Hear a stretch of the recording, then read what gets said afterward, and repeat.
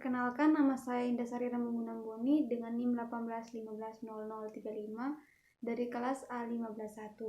Saya akan membuat sebuah video konseling tentang KB implan untuk memenuhi tugas dari dosen mata kuliah Kesehatan Perempuan, Ibu Kenik. Selamat pagi, Bu. Selamat pagi. Perkenalkan, saya Bidan Indah yang bertugas pada pagi ini ya, Bu ya. Dengan Ibu siapa? Dengan Ibu Delvin. Baik, Bu Delvin. Ada yang bisa saya bantu, Bu? Iya, Bu. Saya mau pemasangan KB implan, cuma belum terlalu tahu tentang KB implan, Bu Bidan. Baik, Bu. Saya akan menjelaskan tentang KB implan ya, Bu ya. Iya. Nah, KB implan itu sendiri adalah alat kontrasepsi jangka panjang yang bisa digunakan oleh wanita. Nah, alat kontrasepsi ini adalah tabung plastik kecil dan fleksibel seukuran korek api yang berisi hormon untuk mencegah kehamilan ya, Bu ya. Tabung ini sering disebut juga susuk, Bu. Nah, akan dimasukkan atau diimplan ke dalam kulit lengan atas. Dengan pemakaian yang benar, sekali pasang KB susuk ini sudah dapat mencegah kehamilan selama 3 tahun ya, Bu ya. Nah, susuk yang sudah dimasukkan ke bawah kulit akan melepaskan hormon progestin dengan kadar rendah ya, Bu ya. Nah, kemudian hormon tersebut akan mencegah ovulasi atau pelepasan sel telur dalam siklus bulanan. Nah, jika seorang wanita tidak berovulasi, ia tidak bisa hamil karena tidak ada sel telur untuk dibuahi. Progestin yang dilepaskan oleh KB implan juga akan menebalkan lendir di sekitar leher rahim atau serviks. Nah, hal ini akan mencegah sperma untuk memasuki rahim ibu. Nah, progestin juga akan menipiskan lapisan dinding rahim, sehingga jika ada sperma yang berhasil membuahi sel telur, telur tersebut akan sulit menempel pada dinding rahim untuk memulai kehamilan.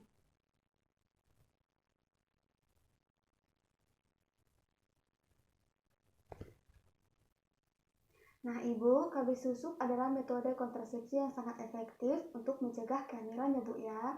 Nah, dalam jangka waktu 1 tahun, hanya ada tak sampai 1 dari 100 pengguna KB implan yang tetap kebobolan hamil. Nah, kemungkinan hamil akan meningkat jika ibu menggunakan KB susuk selama 3 tahun tanpa diganti. Karena itulah penting untuk mengingat dan mencatat kapan KB dipasang dan kapan paling telat bagi ibu untuk menggantinya. Nah, jika ibu tidak sempat mengganti KB implan, tepat pada waktunya gunakan alat tambahan seperti kondom ya, Bu ya. Pada umumnya, efektivitas alat kontrasepsi bergantung pada banyak hal. Dan ini termasuk apakah ibu memiliki kondisi kesehatan tertentu atau sedang mengonsumsi obat-obatan dan herbal tertentu yang dapat mengganggu kerja alat KB. Sebagai contoh ya, Bu ya, obat herbal ST Jones Wort dan beberapa antibiotik bisa menurunkan kinerja KB implan sehingga menjadi kurang ampuh. Nah, kemudian alat yang paling efektif pun tidak akan mampu mencegah kehamilan jika tidak digunakan dengan benar. Nah, untuk dapat bekerja dengan baik, implan harus berada dalam posisi yang benar dan bekerja dengan baik, serta harus diganti jika sudah waktunya ya, Bu ya. KB susuk tidak dapat mencegah ibu terkena penyakit menular seksual. Kondom adalah salah satu-satunya alat kontrasepsi pencegah kehamilan yang bisa melindungi pria dan wanita dari penularan penyakit kelamin. Nah, Ibu, saya akan menjelaskan cara pemasangan KB implan ya, Bu ya. Nah, KB implan ini hanya tersedia di klinik, puskesmas atau rumah sakit dan harus dipasang oleh dokter, bidan, dan petugas kesehatan yang sudah diberi training untuk memasang susuk KB. Nah, dokter mungkin akan menunda pemasangan KB ini tergantung pada siklus menstruasi ibu atau jika ibu sedang menggunakan metode kontrasepsi lainnya.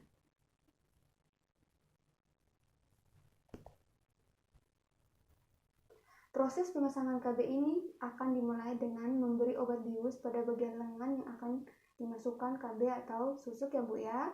Nah, supaya Anda tidak merasa sakit. Nah, dokter kemudian akan menggunakan jarum kecil untuk memasukkan tabung susuk di bawah kulit yang sudah dibuat bal tersebut.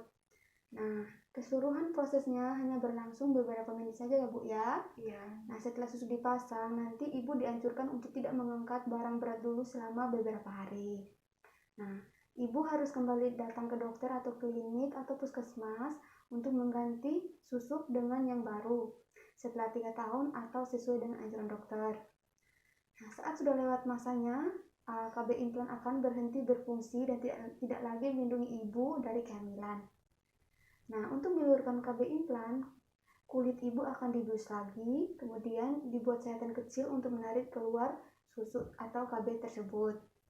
Nah, ibu sebenarnya tak perlu menunggu sampai 3 tahun untuk mengganti atau menyeluruhkan KB implan.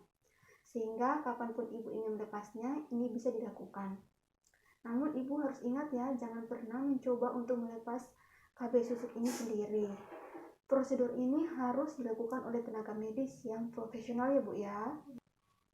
Nah ibu, selanjutnya KB implan atau KB susuk adalah metode kontrasepsi yang cocok untuk wanita yang sering lupa minum pil KB setiap hari atau yang ingin mencegah kehamilan dalam jangka panjang. Tentunya Ibu, tak semua wanita bisa menggunakan KB susuk ini ya Bu ya. Dalam beberapa kasus, kondisi kesehatan yang Ibu miliki akan membuat KB ini tak efektif atau lebih berisiko. Nah, KB ini tidak disarankan bagi wanita yang memiliki pembekuan darah, penyakit liver, perdarahan vagina yang tidak diketahui penyebabnya, dan beberapa jenis kanker.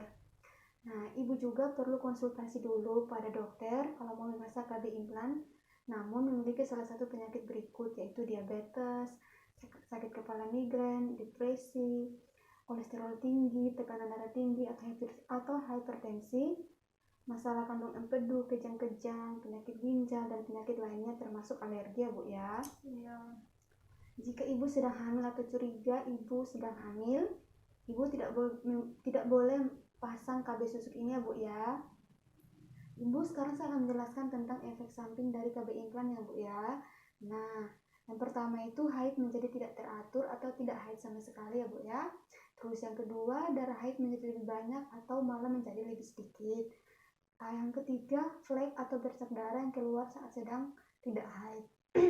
Terus yang keempat, berat badan bertambah, sakit kepala, jerawat, payudara nyeri, rasa sakit, infeksi, dan bekas luka di kulit tempat susuk dimasukkan atau diimplan.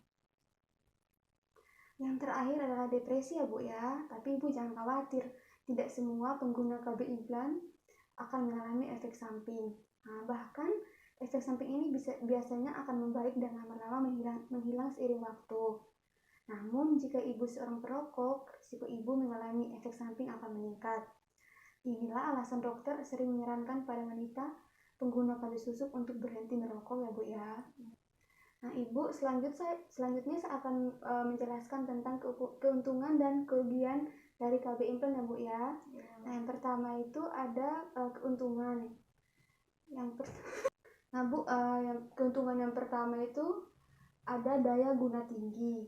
Nah, kontrasepsi implan merupakan metode kontrasepsi berkesinambungan yang aman dan sangat efektif.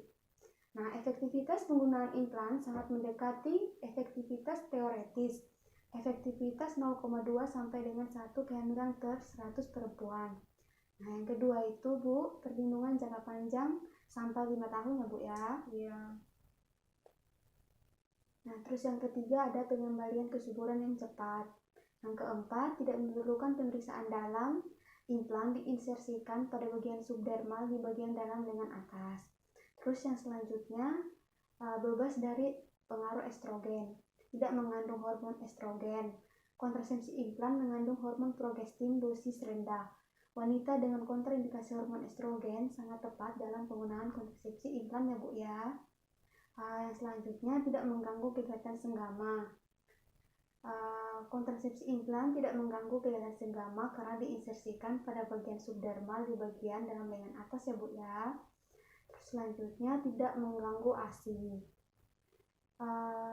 Selanjutnya, ibu hanya kembali ke klinik bila ada keluhan. Nah, yang selanjutnya dapat dicabut setiap saat ya Bu ya. Terus yang selanjutnya mengurangi jumlah darah haid.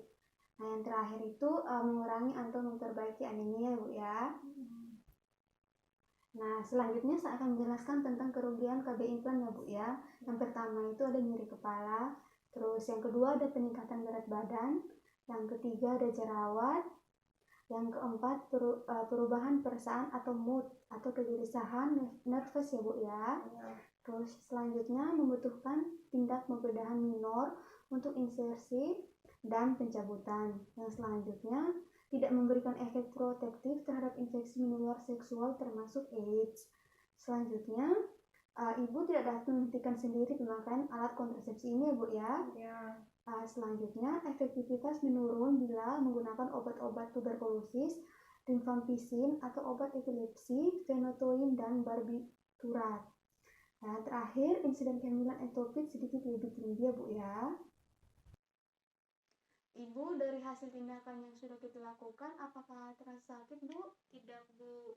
Baik Bu, Ibu implan sudah tertanam di lengan Ibu ya. Iya. Nah, untuk 3 hari ke depan Ibu jangan dulu mengangkat beban berat Bu ya, dan tempat yang dimasukkan implan harus tetap kering ya Bu ya. Iya. Nah, untuk penanganan dari efek samping yang sudah saya jelaskan di atas, itu adalah efek samping dari penggunaan KB implan. Nah, efek samping ini akan hilang dengan seiring berjalannya waktu. Jika terjadi efek samping yang sampai mengganggu aktivitas ibu bisa mengunjungi rumah sakit atau tenaga kesehatan terdekat. Nah, jika terjadi komplikasi seperti diabetes mellitus atau DM, kanker serviks, ibu harus segera ke dokter untuk melakukan pemeriksaan lebih lanjut ya Bu ya. Ibu, karena implan sudah terpasang, ibu wajib melakukan kunjungan ulang 2 minggu dari hari pemasangan implan ya Bu ya. Dan jika terjadi kegawat daruratan dari tempat yang dilakukan pemasangan implan, nanti ibu langsung ke tenaga kesehatan ya Bu ya. Nah, Ibu, dari penjelasan saya, apakah ada yang ingin Ibu tanyakan? Tidak ada, Bu. Baik Bu, kita cukupkan sekian pertemuan hari ini ya Bu ya. Iya. Nah Ibu, terima kasih atas kunjungannya ya Bu ya. Iya, Bu. Selamat siang Bu. Selamat siang, terima kasih, Bu. Ya Bu. Sekian video dari saya, jika ada kesalahan mohon maaf, sekian dan terima kasih.